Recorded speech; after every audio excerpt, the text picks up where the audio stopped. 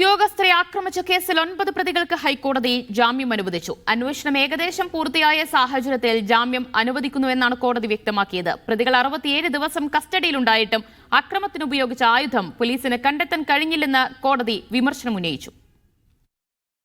Sessions കോടതി 2 തവണ പ്രതികളുടെ ജാമ്യഹർജി തള്ളിയിരുന്നു. ഈ പശ്ചാത്തലത്തിലാണ് 9 പ്രതികൾ ജാമ്യത്തിനായി ഹൈക്കോടതിയെ സമീപിച്ചത്. വധശ്രമക്കുറ്റം നിലനിൽക്കില്ലെന്നും ഗുരുതരമായ പരിക്ക് ഉദ്യോഗസ്ഥർക്ക് പറ്റിയിട്ടില്ല എന്നുമാണ് മുതിർന്ന അഭിഭാഷകർ മുഖേന സമർപ്പിച്ച ഹർജിയിൽ പ്രതികൾ ഉന്നയിച്ചത്. അക്രമം ഗൗരവമാണെന്ന് നിരീക്ഷിച്ച കോടതി പ്രതികൾ 67 ദിവസമായി ജയിലിലാണെന്ന് വ്യക്തമാക്കി. അന്വേഷണം ഏകദേശം പൂർത്തിയായ ഘട്ടത്തിലാണ്.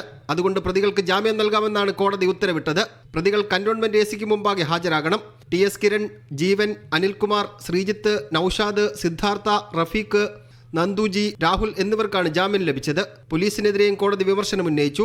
അക്രമത്തിന് പ്രതികൾ ഉപയോഗിച്ച ആയുധം കണ്ടെത്താൻ പോലീസിന് കഴിഞ്ഞില്ലെന്നും പിന്നെ എന്തിനാണ് പ്രതികൾ കസ്റ്റഡിയിൽ തുടരുന്നതെന്നും കോടതി ചോദിച്ചു. മീഡിയ 1 കൊച്ചി.